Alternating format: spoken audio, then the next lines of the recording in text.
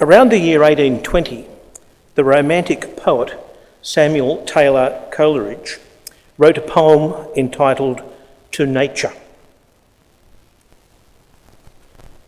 It may indeed be fantasy when I essay to draw from all created things deep heartfelt inward joy that closely clings, and trace in leaves and flowers that round me lie lessons of love and earnest piety. So let it be. And if the wide world rings in mock of this belief, it brings nor fear, nor grief, nor vain perplexity. So will I build my altar in the fields, and the blue sky my fretted dome shall be, and the sweet fragrance that the wild flower yields shall be the incense I will yield to thee.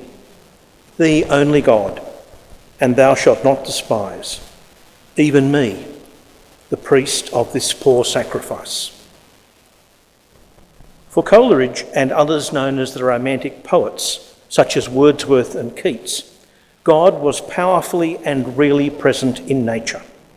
Deep, heartfelt, inward joy was seen to cling to things created by God. It was in nature that the pattern of the divine was to be found, and it was through outward created things that the divine was conveyed and known. In coming to know this and to celebrate it, Coleridge saw himself as a priest, offering his own sacrifice as he learnt the lessons of love and earnest piety through the outward forms of natural things. There was an inherent sacramentality in Coleridge's work, where God was known through the creation, through divinely created and appointed things. Such a view is not restricted to the 19th century, nor is it some outdated view. And indeed, CSU's own Wayne Hudson, in his recently published work, Australian Religious Thought, comments on the sacral immanence of the 19th century poets as a forerunner that in later times becomes more general. We see, for example, as moderns, the environment as sacred, and a revelation of God's goodness and creativity. Hudson describes this as sacred naturalism, as a sensibility that finds the sacred in the natural world, which for us moderns can lead to refiguring the national imagery. Coleridge was writing at a time a little before that of a young Oxford academic, a fellow by the name of Edward Bouverie Pusey, 1800 to 1882. Pusey was establishing his career and beginning to explore sacramental theology. He was a member of what were called the Tractarians, a movement within the 19th century Church of England which sought to recover the Catholic heritage of Anglicanism, including its sacramentality, and more specifically, its realist Eucharistic theology. Pusey had real status. He came from an aristocratic family, and also because at such a young age he distinguished himself academically and became in 1828 the Professor of Hebrew at Oxford University, a post he held until his death in 1882. He became the leader of the Tractarians, or the Oxford movement, along with people like John Keble and John Newman, and he took over that role when Newman departed for Rome in 1845. Pusey's commitment to sacral immanence was matched by a deep biblical scholarship, an awareness of the wisdom of the early church fathers, those who were called the Anglican divines, and indeed the formularies of the Anglican Church, the Book of Common Prayer, with its Eucharistic liturgy, its catechism, the 39 articles. And he was also committed to philosophical reflection. He was convinced that the Eucharist was a divinely appointed sacramental means of grace, where earthly signs, like bread and wine, really and effectively conveyed heavenly realities to those who received them in faith.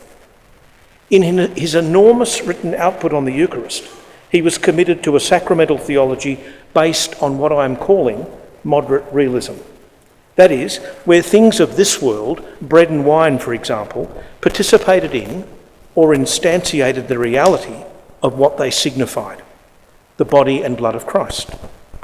For Pusey and the other Tractarians, and it seems the Romantic poets, this participation of natural things in the divine was real, not merely a form of propositional theology, limited to rational reflection and to subjective memory.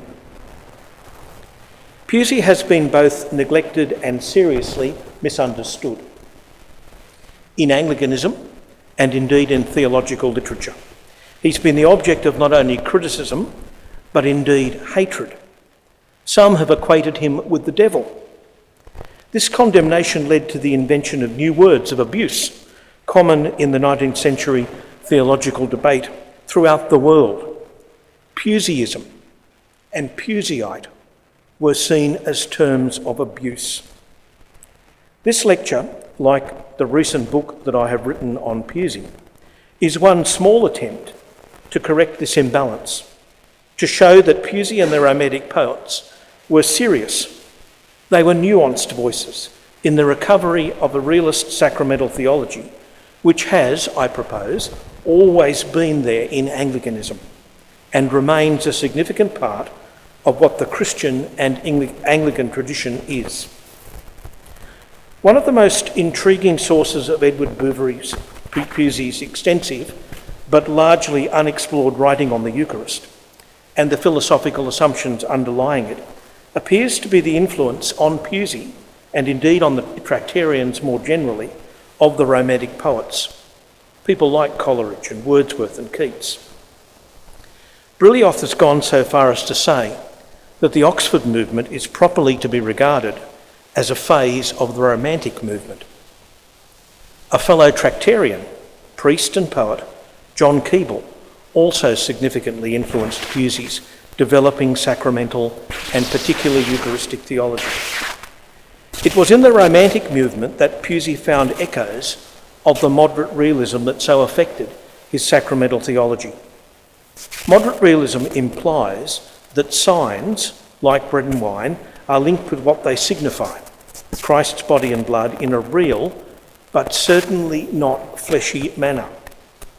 Romanticism assisted in the development of this moderate realist sacramental theology, since it saw nature acting as a stimulus to the imagination, with nature being the way to objective reality and indeed to God. Coleridge, in his poem of 1798, Frost at Midnight, speaks of this as God's eternal language. The lovely shapes and sounds intelligible of that eternal language which thy God utters, who from eternity doth teach himself in all, and all things in himself. This idea of an eternal language found in shapes and sounds and coming from God was attractive to Pusey's emerging sacramental theology, influenced as it was by Scripture, by the early church fathers, by the Anglican divines, since it avoided total reliance on the type of rationalism Pusey himself described as dead orthodoxy, and which he had criticised in his earlier studies in Germany.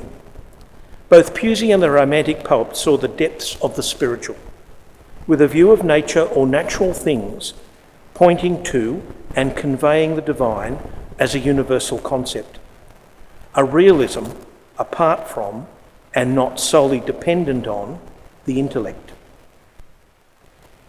Indeed, in his unpublished lectures on types and prophecies of the Old Testament of 1836, Pusey expressed this Romantic vision clearly. Now, I have held these in my hand in Pusey House in Oxford. They just got them off the shelf and gave them to me, and I said, should I wear white gloves? Oh, don't worry about that.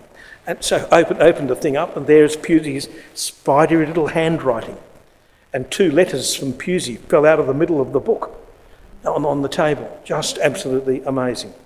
So in these lectures on types and prophecies of the Old Testament, which he wrote in or delivered in 1836, Pusey expressed a Romantic vision, clearly in opposition to rationalism.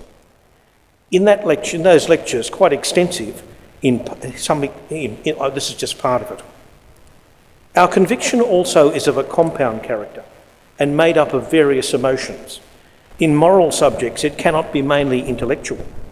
In divine things, awe, wonders, the absorbing sense of infinity and of purity or of holiness, infuse conviction more directly than reasoning. Nay, reasoning in that it appeals to one faculty only, and that for a time is erected into a judge, and so, as it were, sits superior, constantly goes directly counter to the frame of mind wherein belief is received. The chance sight of a flower, illumined by the sun's rays, or of the starry heavens, impress the feeling of God upon the soul more than any other artificial reasoning from final causes.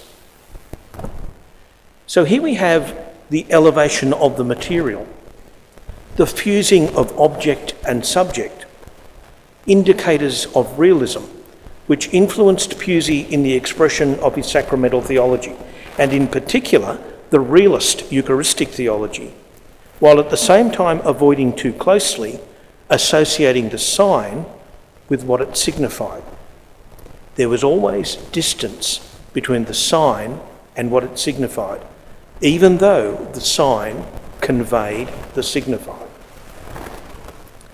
John Keble, a poet, another Tractarian, and indeed the professor of poetry at Oxford University from 1832 to 1841, in his famous work The Christian Year, together with his 1844 lectures on poetry, which he dedicated to the romantic poet William Wordsworth, also reflected this romantic influence, where God is found under the veil of nature, and had significant impact on Pusey.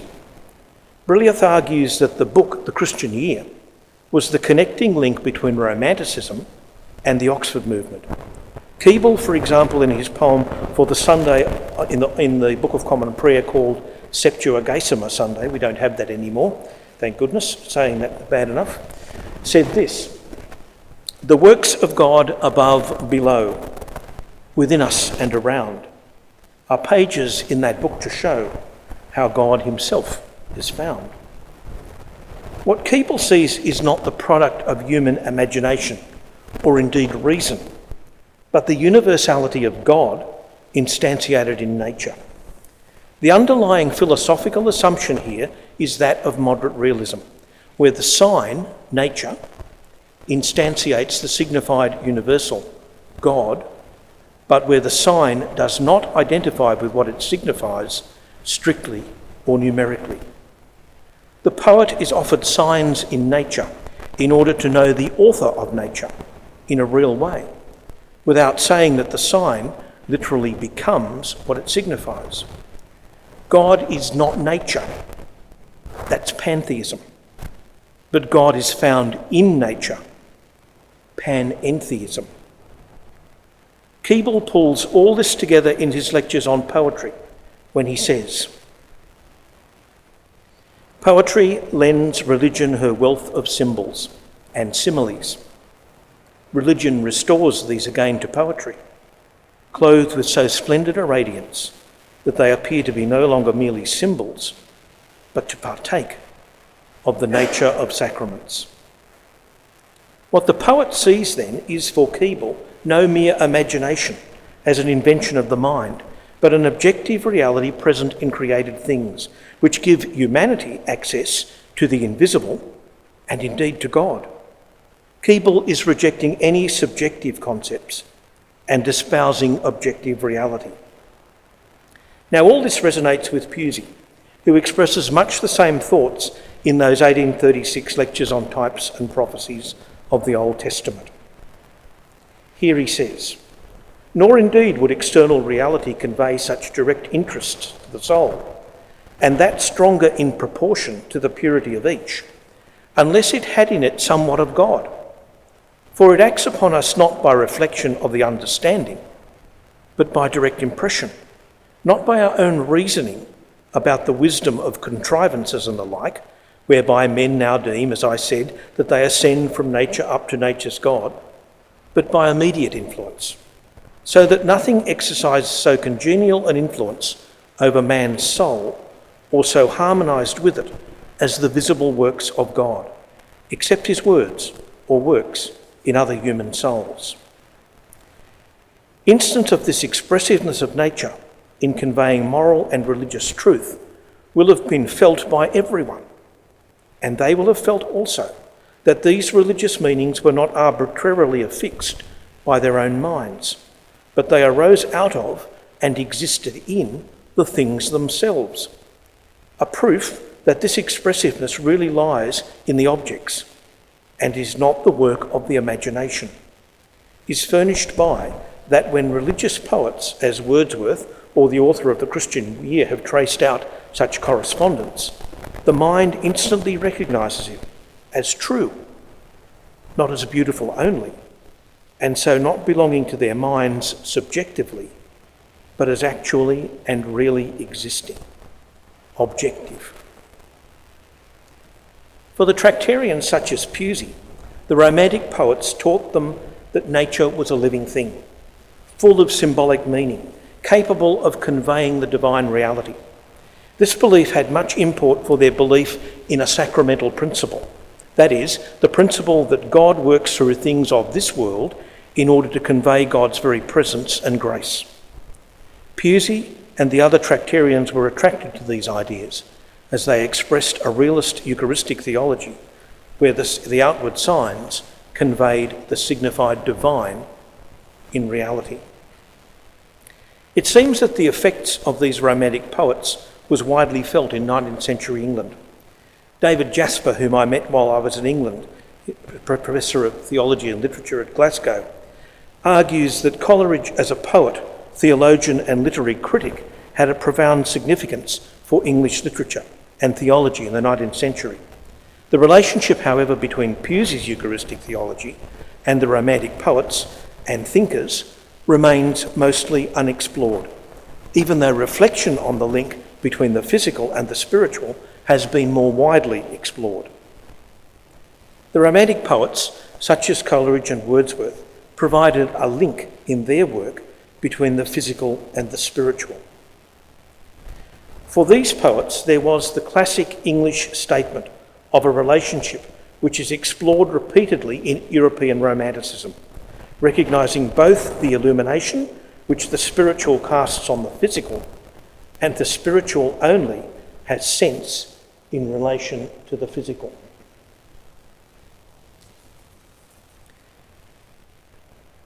And also where the recurring theme of Romantic criticism is poetry as a channel for divine revelation. Coleridge developed the idea of the poet as the mediator of the divine, where the divine is evident everywhere and particularly. So Pusey's writings in the largely unexplored lectures and types on prophecies of the Old Testament resonate with the language of the Romantic poets and their thinking, especially Coleridge. Here Pusey distinguishes between the prophecy and poetry of the Bible, speaking of the relationship between animate and inanimate, rational and irrational creation, acting in the contemplation of humans as images, where such imagery implies that one class, whereon these qualities are less forcibly impressed, furnishes, as it were, images or representations of that higher class, which possesses these qualities more fully. For Pusey, this means that God's natural works in numerous instances convey the same truth, which he afterwards expressly declares, so that the relation between the image employed by revelation and the truth declared is an inherent correspondence between image and truth, not a mere external likeness. Not only is this indicative of moderate realism, whereas there is a correspondence between image and truth, or sign and signified, but at the same time there is a denial of any fleshy or carnal scheme of sacramental theology, since the correspondence is not mere external likeness, such as fleshy realism implies, or where in Eucharistic terms the bread is numerically equated to real flesh and the wine to real blood, as opposed to the real presence of Christ in the Eucharist, where the sign participates in the heavenly reality, that is, a moderate realist presence. All this links with the writings of Coleridge. The emphasis on natural works conveying truth is something shared between the Tractarians, including Pusey, and the Romantic poets, where the symbolic character of nature is not mere invention of the imaginative mind, but an objective quality inherent in creation. The Romantic poets saw this as alive, with a stress on imagination that was as far removed as possible from the dry lucidity sometimes found in theology, and which Pusey firmly rejected as dead orthodoxy in the state of theology in Germany following his study there in the late 1820s. As Pusey was rejecting what he called dead orthodoxy, he was at the same time embracing the realism he found expressed in the Romantic poets. Coleridge, who actually wrote more prose than poetry, in one of his works called The Statesman's Manual, works to draw the whole out of attention to the particular. For Coleridge, this worked as the appointed medium between earth and heaven that reveals spiritual truth, and yet it yields a free passage to its light. Specifically applicable to Pusey's argument about the role of prophecy pointing to a fuller revelation in the lectures on types and prophecies, was Coleridge's view that in the Bible, important truth, efficient, practical direction and warning pre-exists in a way that is sound, intelligible and comprehensive. Now this resonates with the way Pusey points to the types of the Old Testament as analogies of the archetype, Christ in the New Testament. Coleridge believed that particular rules and prescripts flow directly and visibly from universal principles, as from a fountain. They flow from principles and ideas that are not so properly said to be confirmed by reason as to be reason itself. So that from the very nature of these principles, as taught in the Bible, they are understood in exact proportion as they are believed and felt. This epistemological commitment to ways of knowing other than an exclusive appeal to human reason was important for Coleridge, as it became for Pusey in the expression of Eucharistic theology, where he acknowledged the mystical and the supernatural, as well as the rational, and where he objected to any emphasis on the rational alone. Symbols were for Coleridge harmonious in themselves and consubstantial with the truth. Indeed, Coleridge identified these symbols as what he called living edicts or conductors, as he spoke of the image of the wheels in the book of Ezekiel in chapter 1. Here Coleridge says, "These are the wheels which Ezekiel beheld when the hand of the Lord was upon him, and he saw visions of God as he sat among the captives by the river Chebar.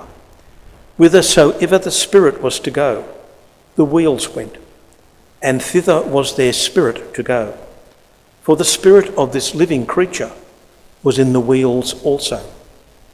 The truths and symbols that represent them move in conjunction and form the living chariot that bears up for us the throne of the divine humanity."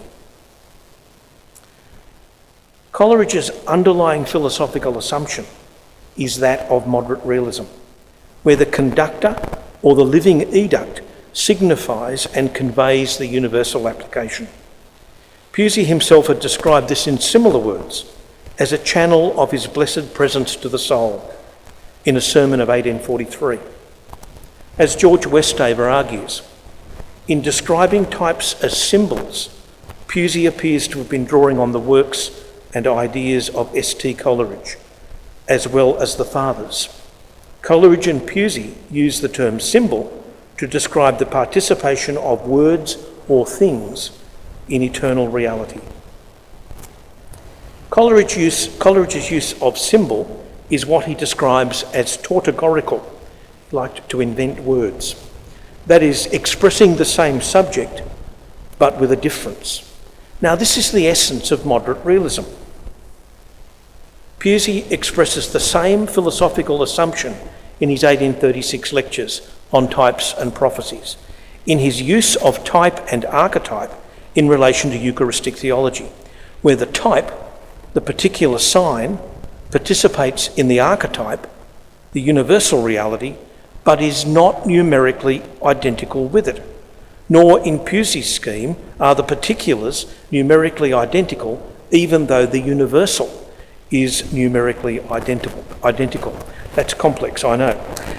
The idea, the archetype, is identical in all the instantiations, but the sign itself is not identical with the universal. This is a crucial matter for a moderate realist Eucharistic theology, since it argues that the heavenly reality can be found in different particulars in a real way without any numerical or strict identity of the sign with what it signifies. This seems to have influenced Pusey's thinking and writing on the Eucharist for the rest of his life.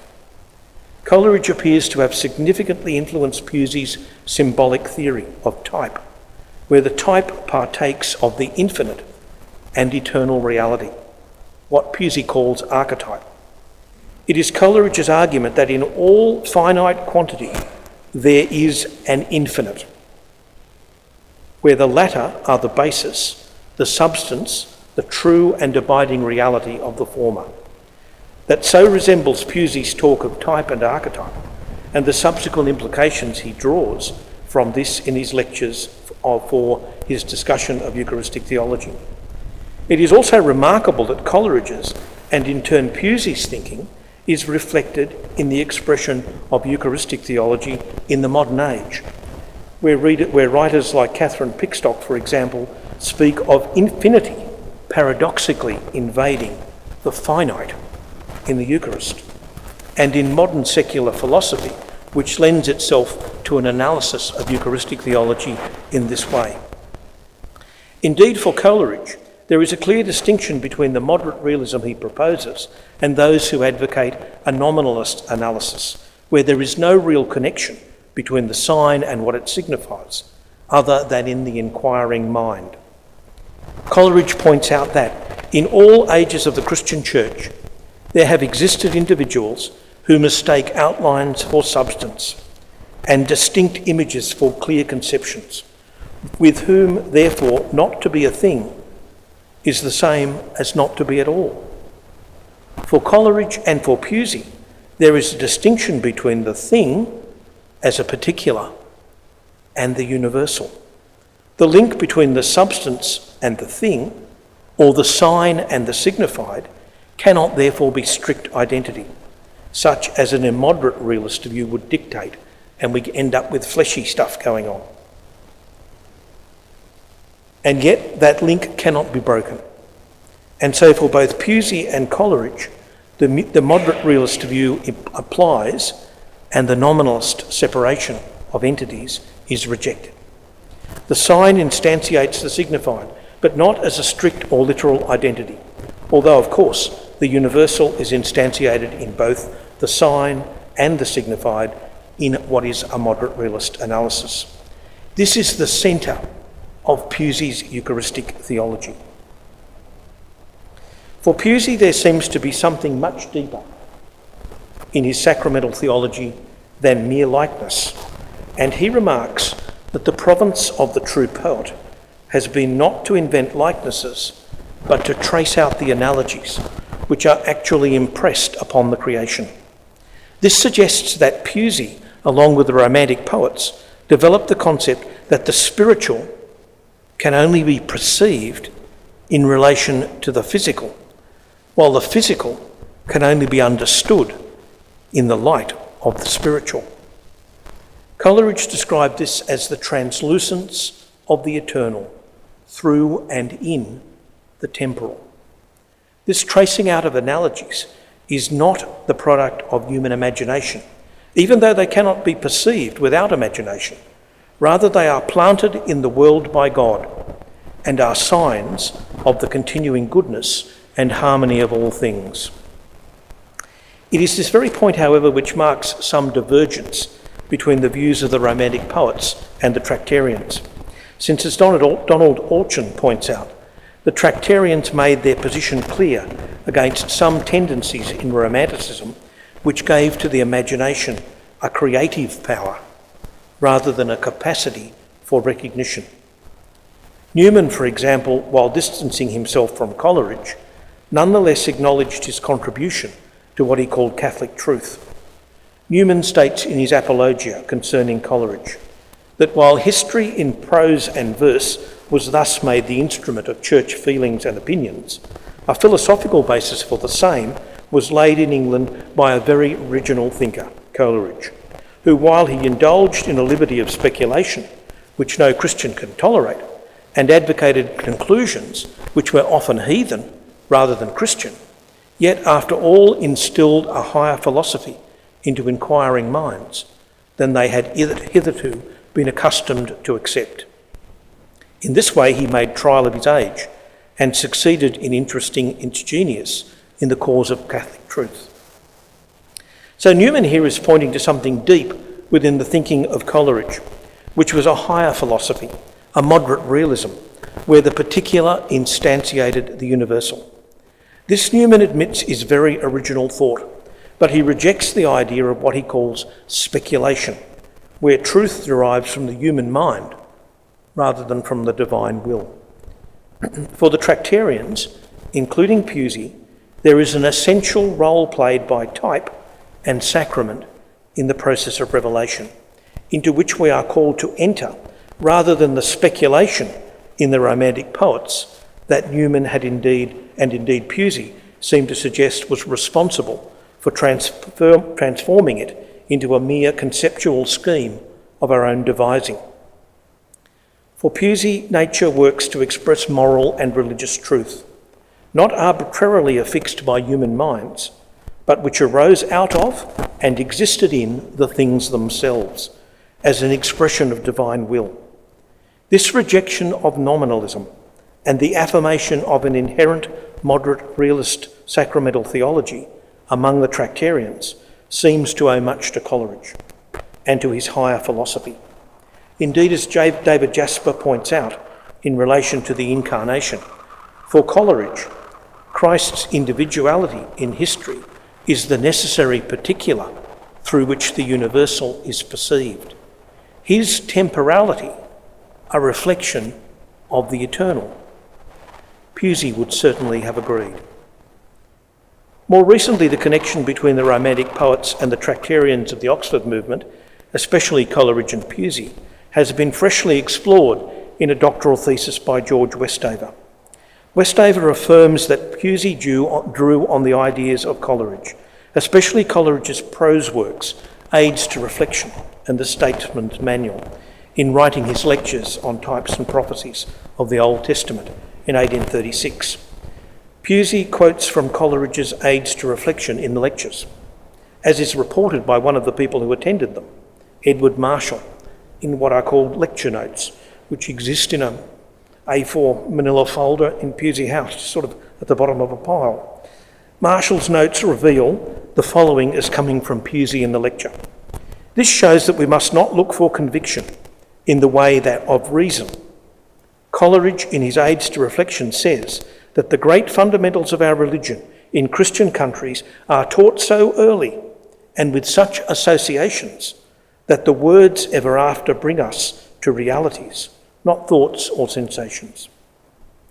The words Marshall quotes are very similar to the text we find in Coleridge's Aids to Reflection, who says, "The great fundamental truths and doctrines of religion, the existence and attributes of God and the life after death are in Christian countries taught so early, under such circumstances and in such close and vital associations, that whatever makes or marks reality for our infant minds, that the words ever after represent sensations, feelings, vital assurances, sense of reality, rather than thoughts or a distinct conception.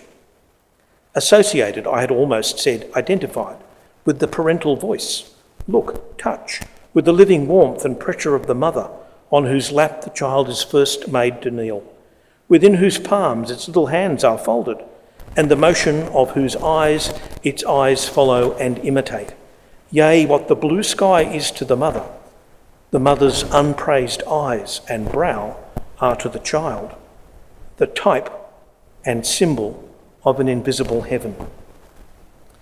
So for Pusey and Coleridge, they are arguing against a total dependence on reason, although of course they do not deny the role of reason and proofs of reason at a particular time in life.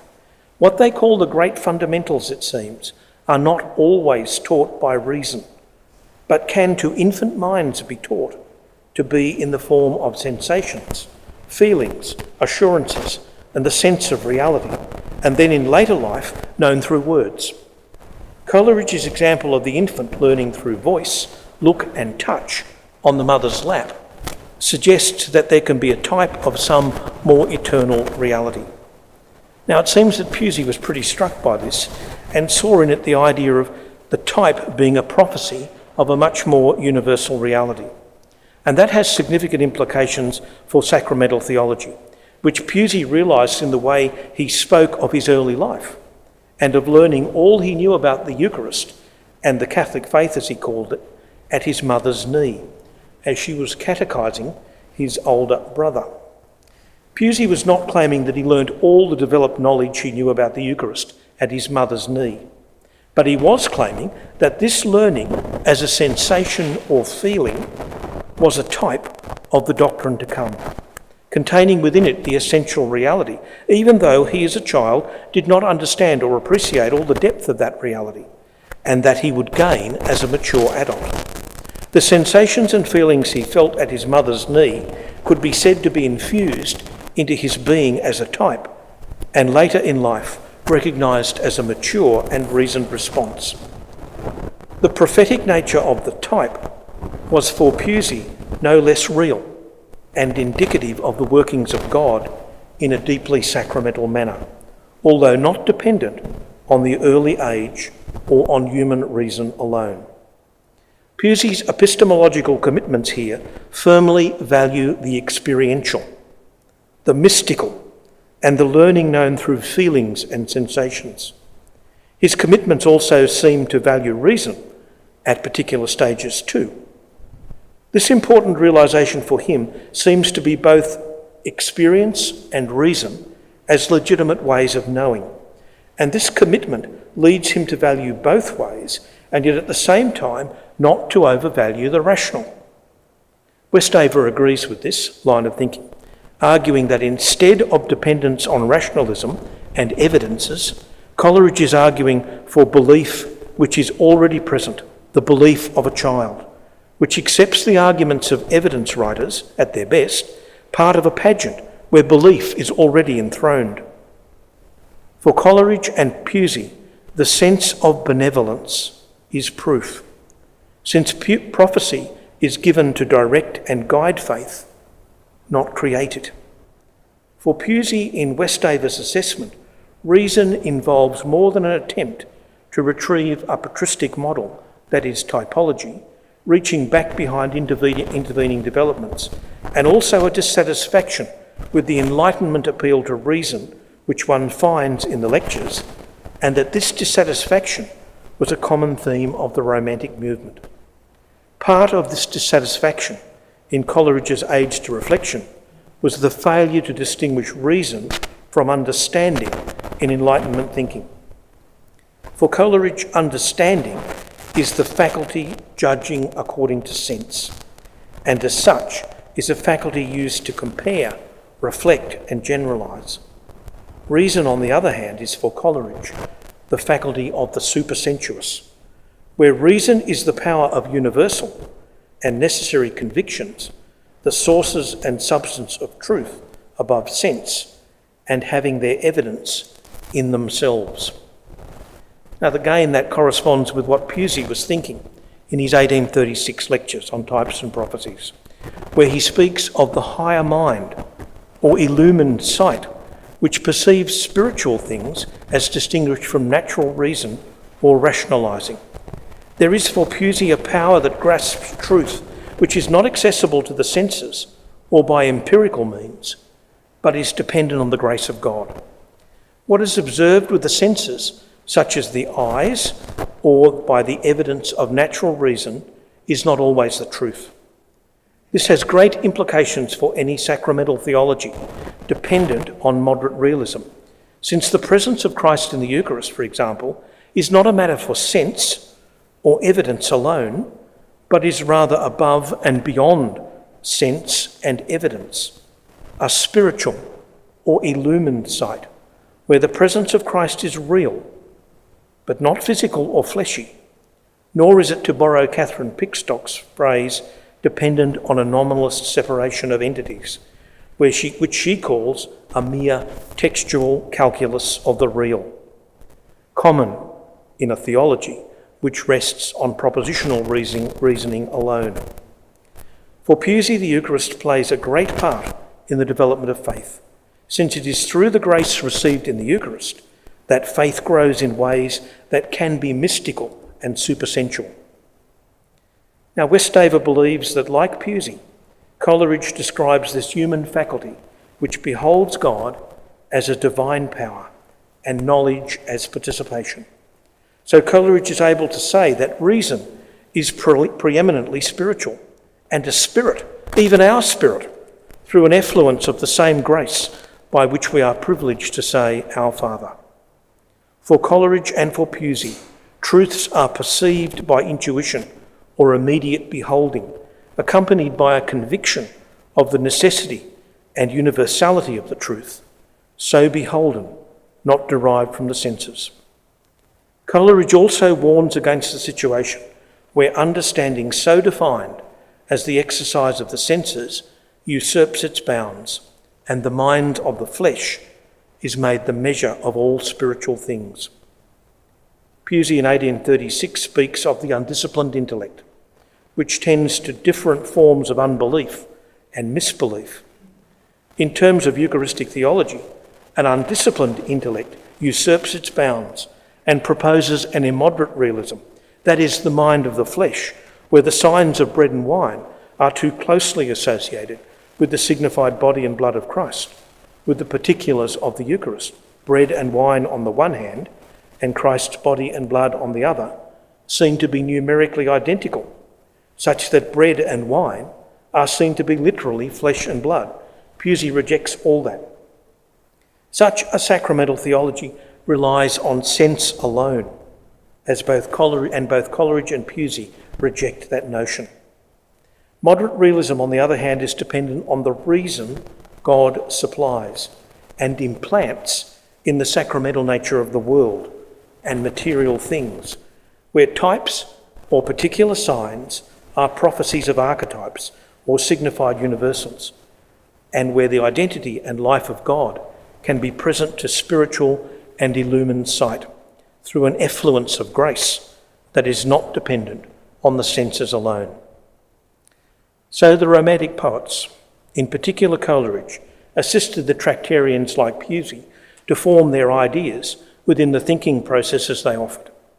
Pusey, in those 1836 lectures and his discussion of types and prophecies of the Old Testament, is speaking about much more than just interpretation of the Bible, but rather an alternative approach to theology, where nature is the means God uses to reveal spiritual truth.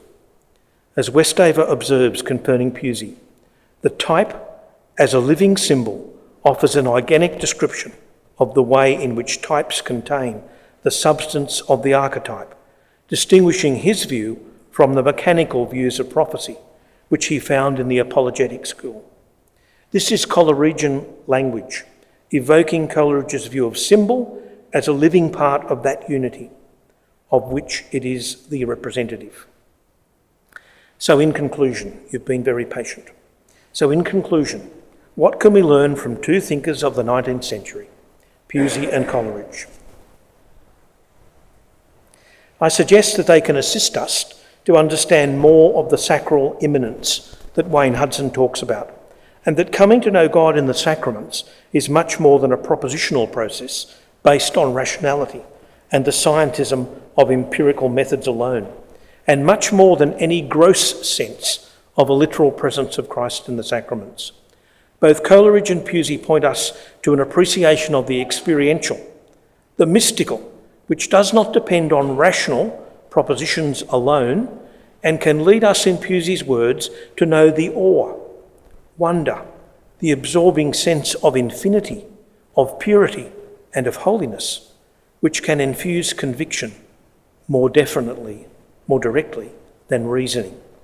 For Pusey, God could be found in the natural world and specifically in the Eucharist, a form of reasoning functioning by use of faculties other than the intellect alone. Such an epistemology involves not only the intellect, but also the will, affections, conscience, and imagination, where the presence of God is impressed on the soul more than by any artificial or propositional reasoning alone. This appeal to feelings rather than reasons alone sits squarely with his Eucharistic theology, and at the same time owes much to the thinking of the Romantic poets, especially Coleridge.